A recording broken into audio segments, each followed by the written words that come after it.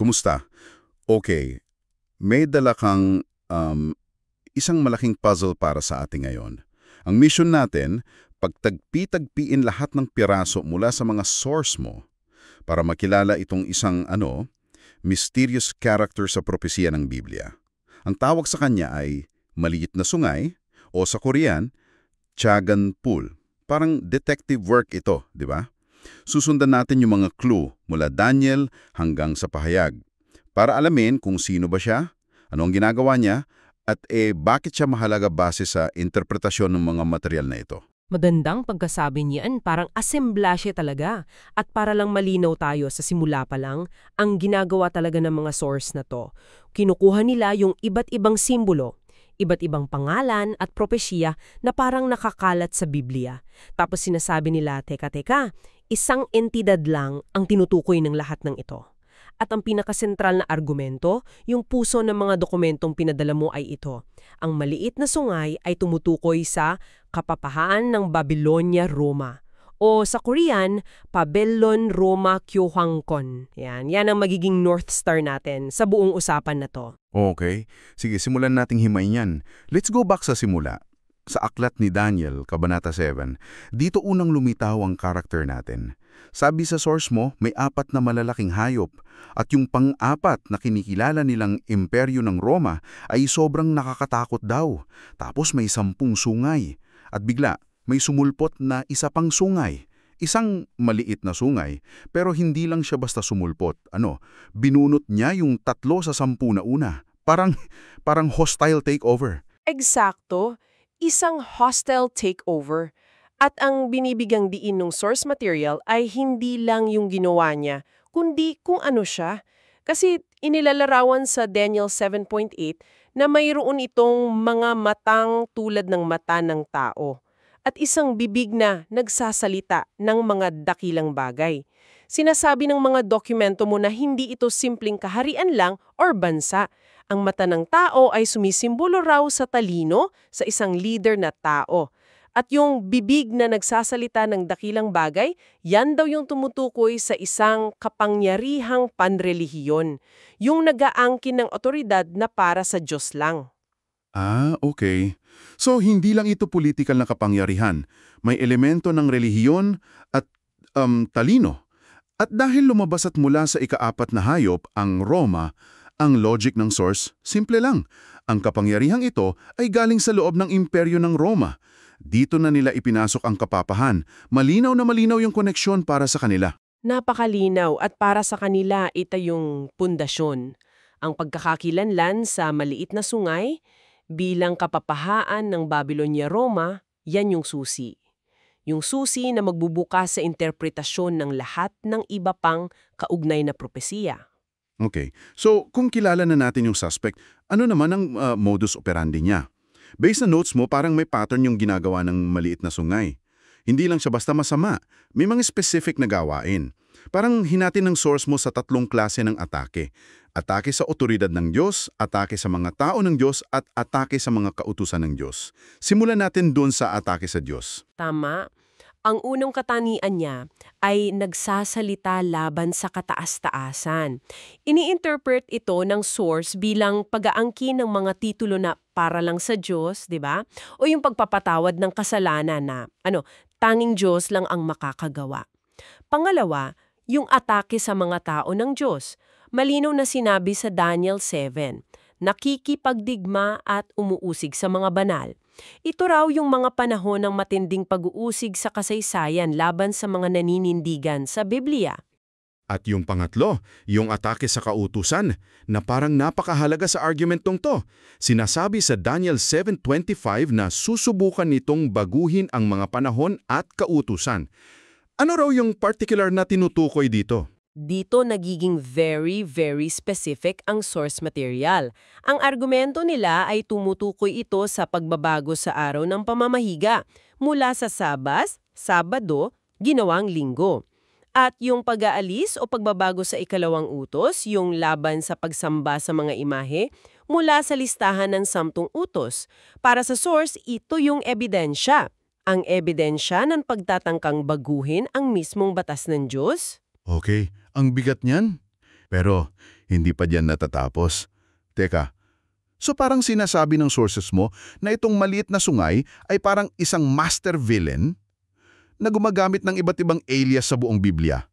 Iisang karakter lang pero iba-iba yung tawag sa kanya depende sa libro. Wow, that's a huge insight. Paano nila pinagdugtong-dugtong yan? Diyan na nga pumapasok yung sinasabi mong aha, moment sa mga dokumento. Ang argumento ay oo, iisang entidad lang ito. Sinasabi nila na ang maliit na sungay ay siya ring, una, ang hari ng Hilaga o Bukpangwang sa huling bahagi ng Daniel, isang kapangyarihang political-religyoso na kalaban ng bayan ng Diyos. Pangalawa, siya rin ang karumaldumal na kalapastanangan o sa Korean, Melmangi Kajinghangot. Sandali. I-unpack natin yan. Karumal-dumal na kalapastanangan. Ano ba talaga ang ibig sabihin yan sa simpleng salita? Isipin mo na lang, ito yung ultimate act of disrespect sa isang sagradong lugar. Isang bagay na sobrang offensive sa paningin ng Diyos na nagiging sign na malapit na ang pagkawasak. At ito yung mismong terminong binanggit ni Jesus sa Mateo 24 na magiging isang malaking red flag sa mga huling araw. Got it. Okay. So, ano pa yung ibang alias niya? Siya rin daw ang anak ng kapahamakan o Myalmangi Adel. Yan yung inilarawan ni Apostol Pablo sa 2 Thessalonica. Yung karakter na umuupo sa templo ng Diyos at magdedeklarang siya ay Diyos. At panghuli, sa aklat ng pahayag, siya ang tinatawag na babaeng masama o dakilang Babylonia. Sa Korean, Babylon Omnyo. Bali, ang buong premise ng source mo ay ang lahat ng puzzle pieces na to. Lahat yan bumubuo sa isang larawan. Ang kapapahaan ng Babylonia, Roma. Wow! Pero may napansin akong isang detalye sa Daniel 8 na parang, kakaiba.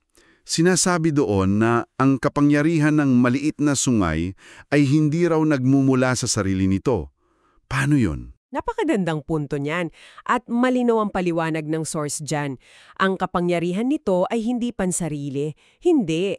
Ang terminong ginamit sa material ay parasitiko. Nakadepende ito sa kapangyarihang politikal ng ibang bansa o imperyo para maipatupad ang otoridad nito. Noong unang panahon, ginamit nito ang kapangyarihan ng imperyo ng Roma. So parang hindi siya yung main boss na may sariling army, pero siya yung brilliant strategist na bumubulong sa tenga ng boss para makuhang gusto niya. Ganun ba yung dating? Eksakto. Siya ang impluensya sa likod ng trono. At yan ang magiging tulay natin para lumipat sa susunod na bahagi ng kwento. Kasi so far nasa Old Testament pa lang tayo, di ba? Sa mundo ni Daniel. Pero ayon sa notes mo, hindi dito nagtatapos ang istorya. Parang sa isang movie series, bumabalik yung kontrabida sa sequel, pero iba na ang anyo. Dito na tayo tatalon sa aklat ng pahayag para makita ang next evolution ng karakter na ito. Sige, game. Sa pahayag 13, ipinapakilala yung isang hayop mula sa dagat. May 7 ulo, 10 sungay, at tulad ng maliit na sungay, nagsasalita rin ito ng kalapastanangan. At binigyan daw ito ng kapangyarihan sa loob ng 42 na buwan. At dito, kailangan nating bigyan pansin yung numero, ang 42 buwan. Ayon sa paraan ng pagbibilang sa profesya na ginagamit ng source, katumbas yan ng 1,260 araw. Ito rin ay katumbas ng isang panahon, mga panahon, at kalahati ng isang panahon. O sa Korean, hantewa, dutewa, bante. Ito yung nabanggit din sa Daniel 7. Iisang haba lang ng panahon.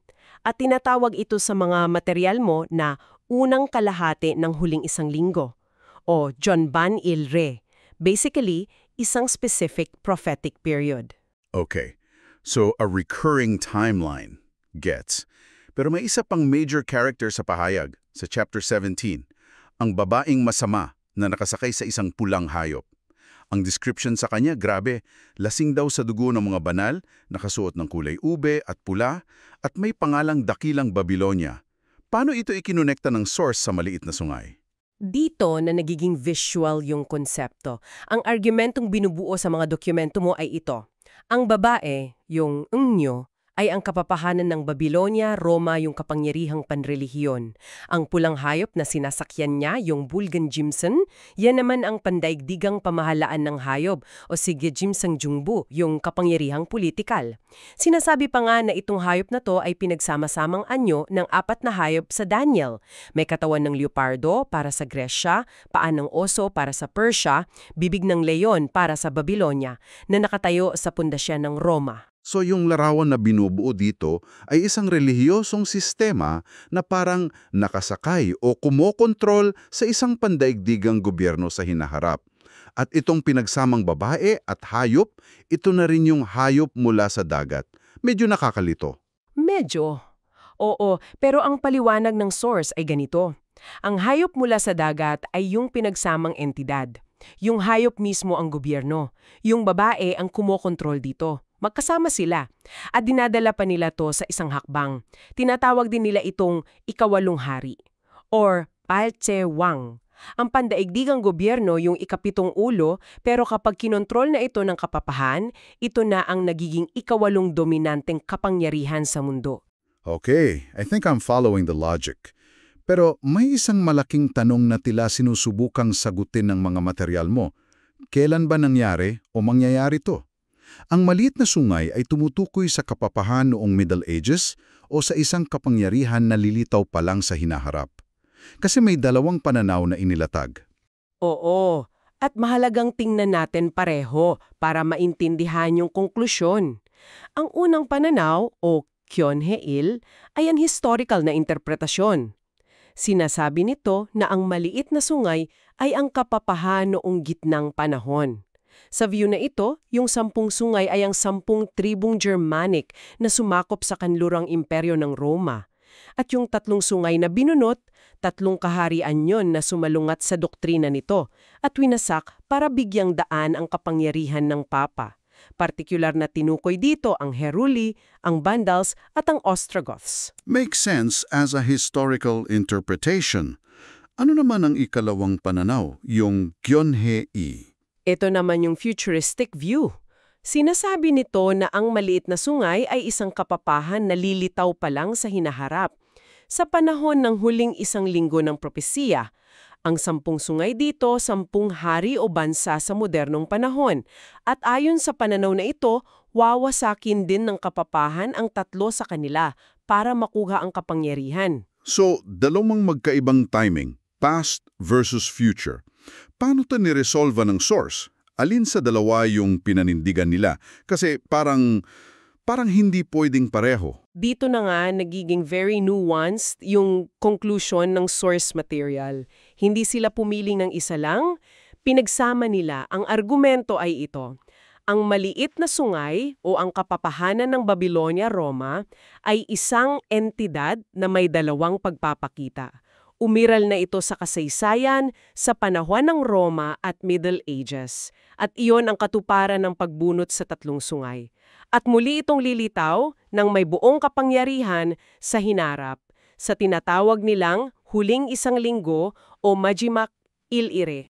So, if I'm getting this right, sinasabi ng sources mo na yung Middle Ages ay parang preview o isang beta test sa kung ano gagawin ng kapangyarihang to.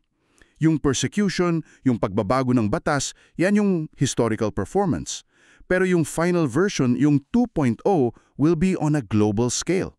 Ganun ba? Ganun na nga eh. Ang mga ginawa nito noon ay nagiging modelo. Isang pattern ng mga gagawin nito sa hinaharap. Pero at ito yung napaka-critical na punto na binigyang diin sa mga material mo. May isang malaking plot twist sa ending. Ano yun? Sa mga huling araw, yung 10 sungay, yung 10 hari o kapangyarihang politikal, ay hindi bubunutin ng kapapahan. Sa katunayan, kabaliktaran ang mangyayari. Ayon sa pahayag 17, yung 10 haring ito mismo ang mapupot sa babaeng masama. Sila yung babaling laban sa kanya, sisirain siya at susunugin siya sa apoy. Pagkatapos ng 7 huling salot, so magkaiba ang relasyon nila sa politikal na kapangyarihan noon at sa hinaharap. Wow. Ang bigat ng conclusion na yan. So, kung susundan natin ang logic ng sources mo, it's a story with 2 acts. May historical performance noong Middle Ages at isang grand final performance na darating. Pero iba na yung script ng ending. So, anong tawag nila sa final form na to? Ang awag dito ng source ay ang panghuling pagpapakita nito. Ito yung sinisimbolo ng gumaling na sugat sa ulo ng hayop sa pahayag, ang muling pagbabangon ng kapapahanan ng Babylonia na ngayon ay kokontrol sa isang pandaigdigang pamahalaan at muling uusig sa mga banal bago ito asakin. Ito ang tinatawag nilang ikatlong Babylonia o Third J Babylon, ang dakilang Babylonia na inilarawan sa pahayag. Yung una, literal na Babylonia, ang ikalawa, ang Roma, at ang pangatlo, itong panghuling global system. Grabe, napakalalim. Sige, para i-up. Ang mga dokumentong ibinahagi mo ay parang naglatag ng isang kaso. Tinuntun nila yung isang karakter na maliit na sungay mula sa Daniel at ang primary suspect nila, ang kapapahaan ng Babylonia, Roma. Tapos ikinonekta nila to sa iba pang mga alias. Hari ng Hilaga, karumaldumal na kalapas tanggalan, babaeng masama. Para ipakita na iisang kapangyarihan lang ito na paulit-ulit na lumalabas sa kasaysayan at lilitaw muli sa hinaharap para sa isang huling pag-uusig. Eksakto. At ang pundasyon ng buong argumentong to ay ang paniniwala na lahat ng mga simbolong yan ay tumutukoy sa iisang entidad. At ang kapangyarihan nito, gaya ng napag-uusapan natin, ay laging inilalarawan bilang hindi sarili. Laging nakadepende sa mga estrukturang politikal sa paligid nito. Mapa-imperyo ng Roma man noon o isang pandaigdigang gobyerno sa hinaharap.